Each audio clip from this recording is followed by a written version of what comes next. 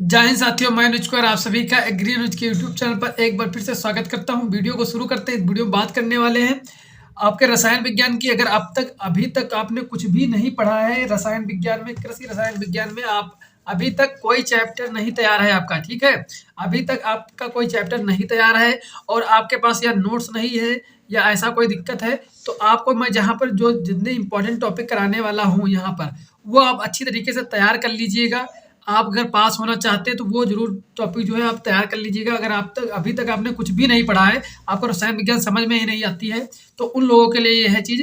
वो लोग इसे ज़रूर तैयार कर लें अच्छी तरीके से अगर पास होना है।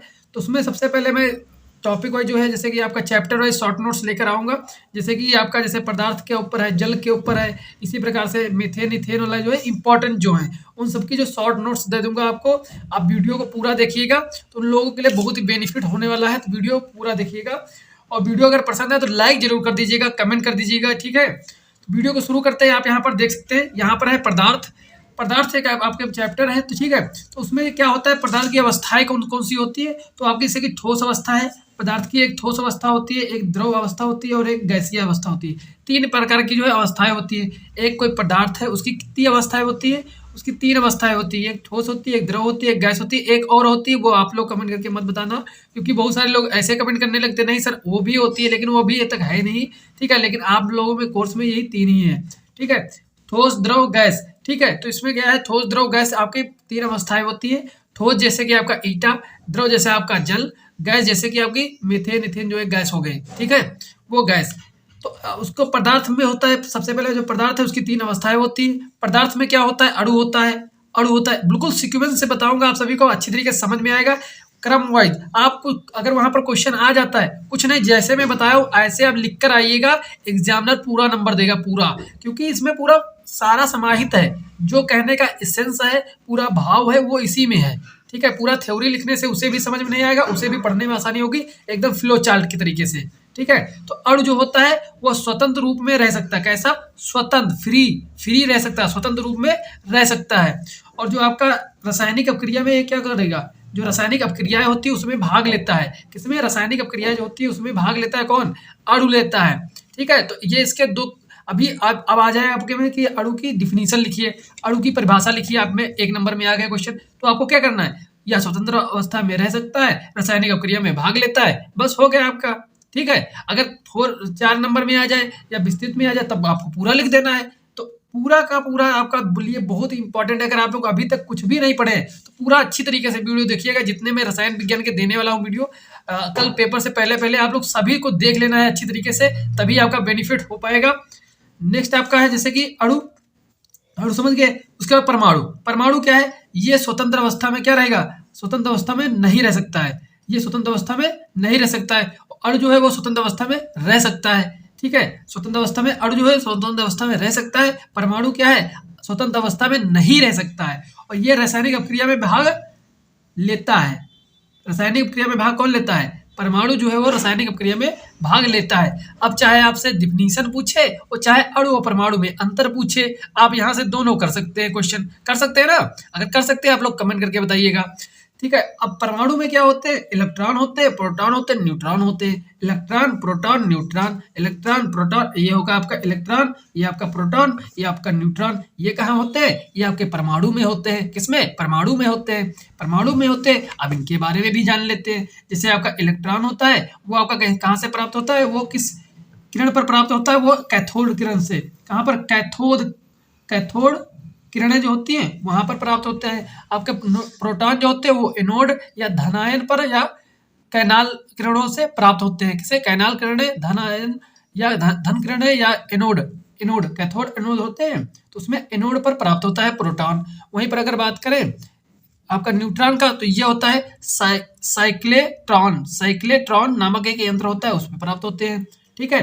और इसमें बात करें जैसे कि इलेक्ट्रॉन जो होता है वो कहाँ रहता है, कहाँ पर रहता है, तो ऐसा रहने की अगर बात करें तो यह कहाँ रहता है आपका, परमाणु के बाह्य कक्षा में। कहाँ पर, परमाणु के बाह्य कक्षा में। अब कोई परमाणु जैसे है, परमाणु की अगर बात करें, जैसे कि आपका परमाणु, आप मान लीजिए ये आपका कोई परमाणु है, क्या है, परमाणु है, ठीक है, परमाणु है आपका, ऐसे ही है, परमाणु है कोई, ठीक है। ये आपका नाभिक हो जाएगा, उसका नाभिक हो जाएगा, ठीक है। अब किसकी बाहरी कक्षा जो होगी, बाहरी कक्षा जैसे कि आपका ये हो गया, ये हो गया, ये हो गया, ये जो है आपके ये यहाँ पर जो क्या रहेगा, इलेक्ट्रॉन घूमेगा कहाँ पर, यहाँ पर। न्यूट्रॉन और प्रोटॉन कहाँ रहेंगे, नाभिक में। यहाँ पर क्या रहेंगे, न्यूट्रॉन एंड प्रोटॉन रहेंगे।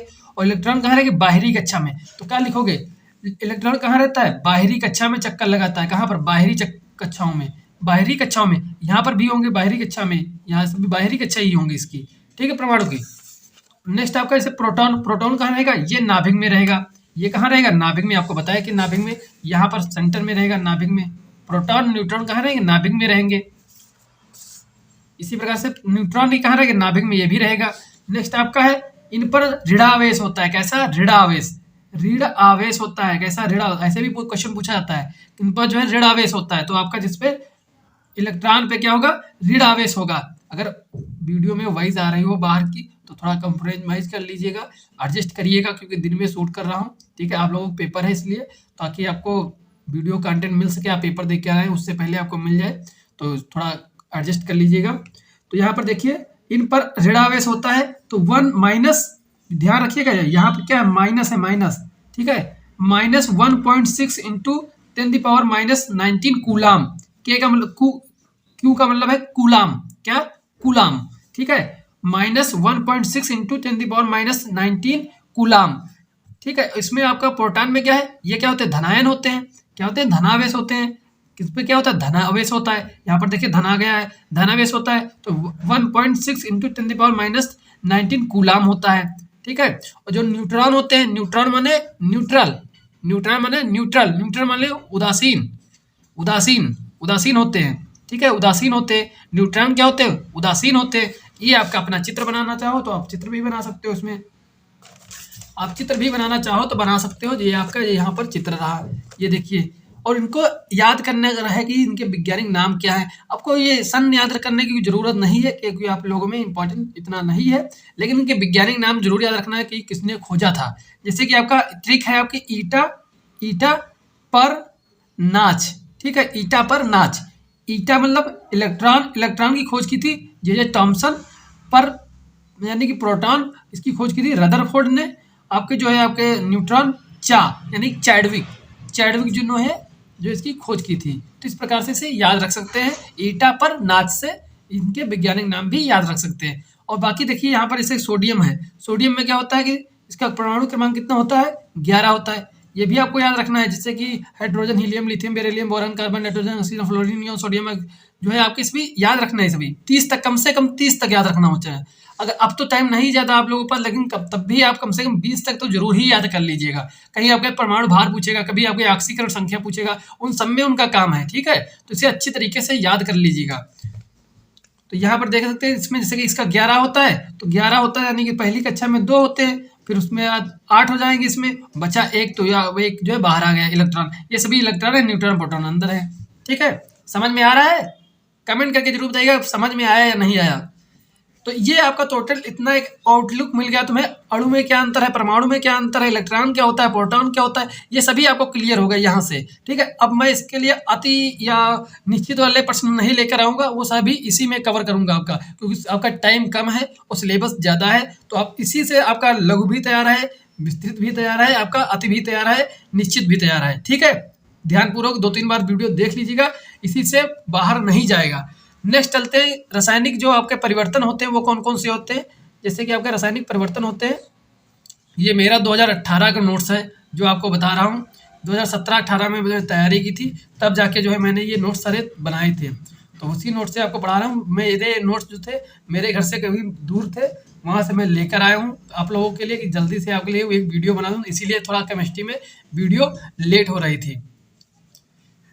परिवर्तन जैसे कि आपके अस्थायी परिवर्तन होते हैं और स्थायी परिवर्तन होते हैं। जैसे कि फिजिकल, एक आपका फिजिकल है भौतिक परिवर्तन, एक आपका रासायनिक परिवर्तन, ठीक है। 2 प्रकार से आपके परिवर्तन होते हैं, ठीक है। एक भौतिक परिवर्तन, इसे फिजिकल मतलब होता है भौतिक, इसे भौतिक कर लीजिएगा, भौतिक परिवर्तन ये होता है आपका भौतिक परिवर्तन। ये आपका होता है रासायनिक परिवर्तन, रासायनिक परिवर्तन आपके ये होते हैं, ठीक है। तो इसे कैसे याद भी रखना है आपको, कैसे, जैसे कि इससे में क्या होता है भौतिक परिवर्तन। यहाँ पर देखिए भौतिक परिवर्तन यानी कि अस्थायी होता है, भौतिक परिवर्तन जो होता है अस्थायी होता है, ठीक है, स्थायी नहीं होता है, स्थायी नहीं होता है।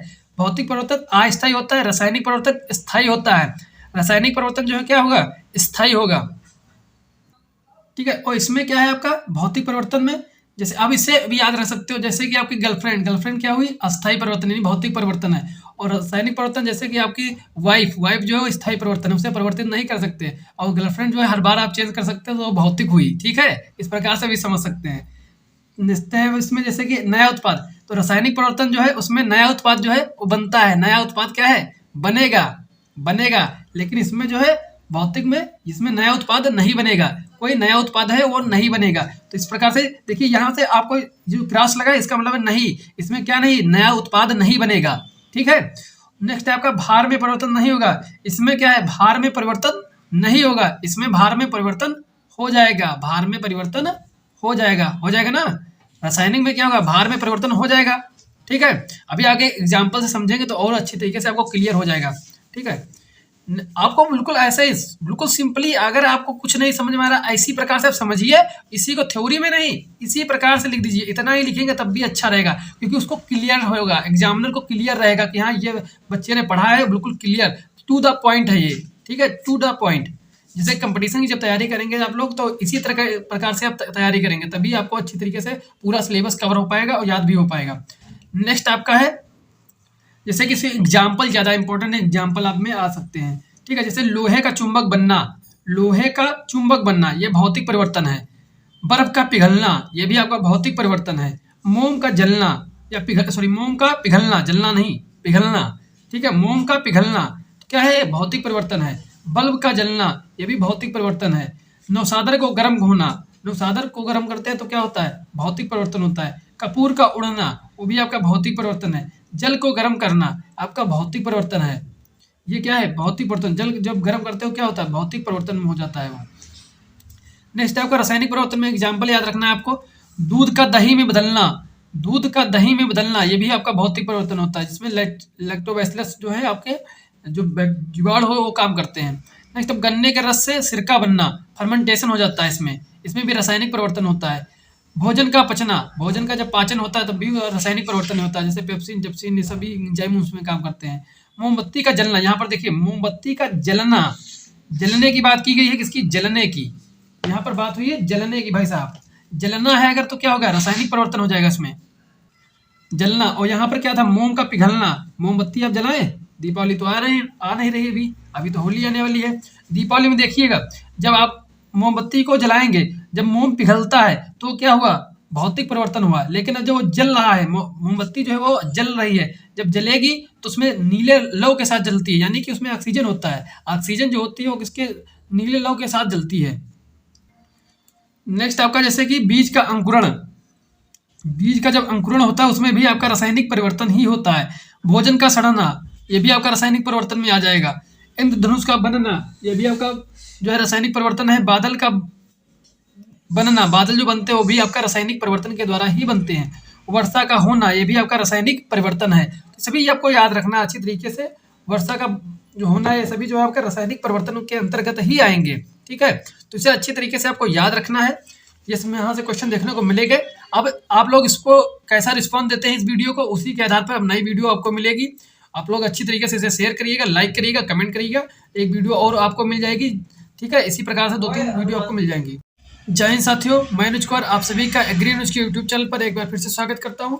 इस वीडियो में बात करने वाले हैं रसायन विज्ञान की बहुत इंपॉर्टेंट एक चैप्टर के बारे में, जिसका नाम है जल। जल चैप्टर है आप लोगों में, उसके बारे में बात करने में, उससे इंपॉर्टेंट क्या क्या उससे क्वेश्चन बन सकते हैं उसके बारे में बात करेंगे।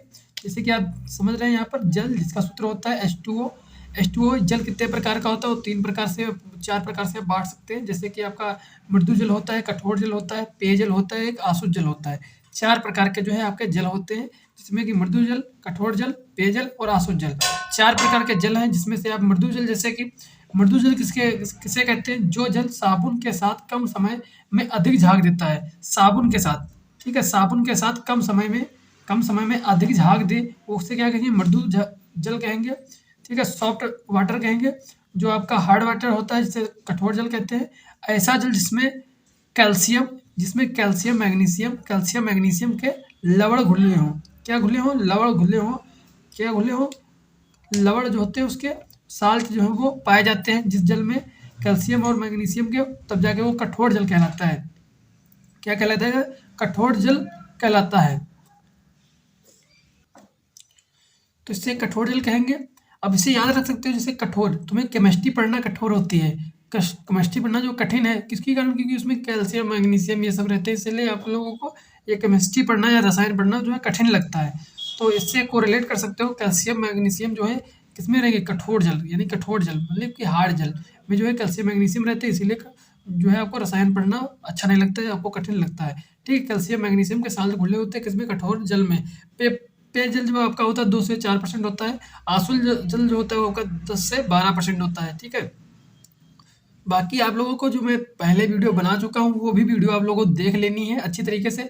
एमसीक्यू की जो वीडियो बनाई है एमसीक्यू की, वो भी आपको अच्छी तरीके से देख लेनी है, क्योंकि उसमें मैं खाली एमसीक्यू नहीं डिस्कस किया, उसके साथ साथ जो उसके एक्सप्लेनेशन है, उससे जो अति निश्चित के क्वेश्चन बनने वाले हैं वो भी उसमें डिस्कस किया हूँ। उससे ज़रूर एक बार देख लीजिएगा, ये मेरी आपसे रिक्वेस्ट है, रिक्वेस्ट, समझ रहे हैं ना? रिक्वेस्ट कर रहा हूँ आपसे। वो वीडियो अगर नहीं देखोगे तो वहाँ पर जाओगे पेपर में, अगर वहाँ पर फंसेगा नहीं तब आप कमेंट करोगे कि सर मेरा बताया हुआ आपका फंसा नहीं कुछ। तो आप लोग जो है पूरा कंटेंट छोटे छोटे वीडियो में है, पार्ट में है, तो आप लोग उसे देखना जरूरी है। पूरा जब देखोगे तभी अच्छी तरीके से करके आ पाओगे। ठीक है, तो पूरे वीडियो जरूर देखिएगा। नेक्स्ट आपका है जल की कठोरता।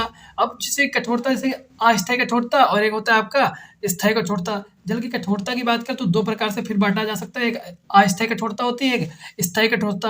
अस्थायी कठोरता का मतलब है जो एक बार ठीक की जाए उसके बाद फिर गायब हो जाती है, फिर आ जाती है, गायब हो जाती है, आ जाती है। लेकिन स्थायी कठोरता जो है, जो एक बार में जब कंप्लीटली जो उसे सॉल्व कर दिया जाए। मोटा-मोटा आप समझने की कोशिश करें, बाकी इसकी डेफिनिशन अगर आप लिखना चाहें तो आप जाके किताब में से देख सकते हैं। यहाँ पर आपको एक शॉर्ट नोट्स मिल जाएगा ताकि आप अच्छी तरीके से तैयार कर सकें, कम समय में अच्छा तैयार कर सकें। जिन बच्चों ने अभी तक कुछ भी नहीं पढ़ा है उन लोगों के लिए तो ये तो रामबाण होगा। जिन बच्चों ने कुछ भी नहीं पढ़ा है अभी तक उनके लिए तो रामबाण है। यही अपना नोट्स अगर तैयार कर लें और कम समय में अच्छा भी तैयार होता है। ठीक है, तो आप जैसे अस्थायी कठोरता, ऐसा जल जिसमें तथा मैग्नीशियम के बाइकार्बोनेट्स घुले होते हैं। जैसा जल, ऐसा जल जिसमें मैग्नीशियम बाइकार्बोनेट घुले होते हैं, जिसमें मैग्नीशियम बाइकार्बोनेट घुले होते हैं, तो उसमें क्या बोल देंगे? अस्थायी कठोरता। स्थायी कठोरता उसे बोलते हैं जिसमें ऐसा क्या होता है, इसमें क्लोराइड या सल्फेट, जैसे calcium magnesium chloride, calcium chloride और मैग्नीशियम क्लोराइड जो है वो इसमें घुले रहते हैं, जिसे क्या कहेंगे? तब जाके इसे क्या कहेंगे? तब इसे कहेंगे जैसे कैल्शियम क्लोराइड है, मैग्नीशियम क्लोराइड है, ये सभी जब रहेंगे तो क्या होगा? तब जाके आपका जो हो जाएगा इसमें, या मैग्नीशियम सल्फेट जो है, कैल्शियम सल्फेट, ये सभी जो रहेंगे तो स्थायी कठोरता रहेगी। कैसी स्थायी कठोरता रहेगी इन सभी में? यहाँ पर देख सकते हैं कैल्शियम क्लोराइड, मैग्नीशियम क्लोराइड, ये सभी हैं कैल्शियम क्लोराइड और आपके मैग्नीशियम क्लोराइड जो है यहाँ पर आपके सभी इसमें पाए जाते हैं। Calcium chloride, magnesium chloride, calcium sulphate, magnesium sulphate. यहाँ पर देखिए कैल्शियम या मैग्नीशियम, यहाँ पर कर लीजिएगा कैल्शियम कैल्शियम या मैग्नीशियम के क्या होते हैं? बाइकार्बोनेट्स होते हैं अस्थायी कठोरता में। अब इसे दूर करने की कैसे करेंगे आपके, जिससे कि आपका अस्थायी कठोरता अगर दूर करनी है तो इसकी विधियाँ, जैसे उबालने से, अगर वाटर को उबाल दे देंगे, खौला देंगे तो क्या होगा? अस्थायी कठोरता दूर हो जाएगी। और इसमें विधि है जैसे क्लार्क विधि, जिसमें कि धावन सोडा का प्रयोग किया जाता है क्लार्क विधि में। ठीक है, अब इसे विधि आपको और एक्सप्लेन करके लिखना है, वो भी आपको आगे हम प्रोवाइड करा देंगे, वहाँ से आप देख सकते हैं। ठीक है, बाकी आपको जैसे कि इसके एक शॉर्ट नोट्स आप तैयार करेंगे ज़्यादा अच्छा रहेगा, कम समय में ज़्यादा तैयार हो जाएगा। यहाँ से आपके एमसीक्यू भी, अति भी और आपके लघु भी इसी से कवर हो जाएंगे सभी। इसमें उबालने से कलर विधि होती है जो धावन सोडा का प्रयोग करते हैं, जिसमें स्थायी कठोरता को दूर करने के लिए क्या करेंगे? जियोलाइट इसमें विधि होती है। कौन सी? जियोलाइट। आपको दिख नहीं रहा होगा, अब जाके दिखेगा, 1 मिनट रुकिए आप लोग।